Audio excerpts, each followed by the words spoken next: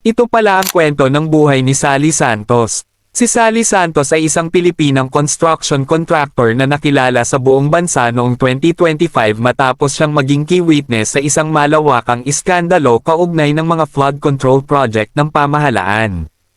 Ang kanyang true-to-life story ay naglalarawan ng kanyang pagbabago mula sa isang tahimik na negosyante tungo sa isang high-profile whistleblower na naglantad ng umano'y sistematikong korupsyon sa loob ng gobyerno ng Pilipinas.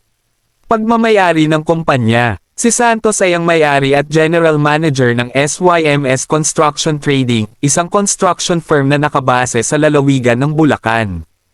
Ang sistemang royalty. Ayon sa kanyang mga pahayag, sa loob ng ilang taon ay pinahihintulutan umano ni Santos ang ilang engineer at opisyal ng Department of Public Works and Highways, DPWH, na gamitin o hiramin ang kanyang business licenses upang makakuha ng mga kontrata sa gobyerno.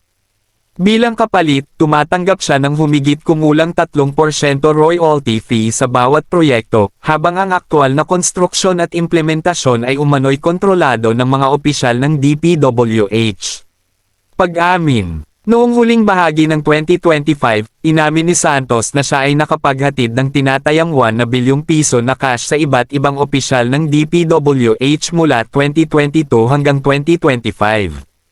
Mga delivery sa kahon ng noodles. Isa sa pinakatampok na detalye ng kanyang testimonya ay ang kanyang pahayag na minsan ay nakapaghatid siya ng 245 na milyong piso na cash sa loob lamang ng isang araw, na nakalagay umano sa mga kahon ng instant noodles, at personal na dinala sa isang district office ng DPWH. Mga ghost project. Itinuro rin ni Santos ang umano'y mga ghost o substandard flood control project sa Bulacan, mga proyektong pinondohan ng gobyerno ngunit alinman sa hindi talaga na ipatayo o madaling nasesire tuwing may malakas na ulan o bagyo. Witness Protection Program. Noong Setyembre taong 2025, si Santos ay pansamantalang isinailalim sa Witness Protection Program, WPP, matapos siyang magpahayag ng pangamba sa kanyang kaligtasan at humiling ng proteksyon mula sa Senado.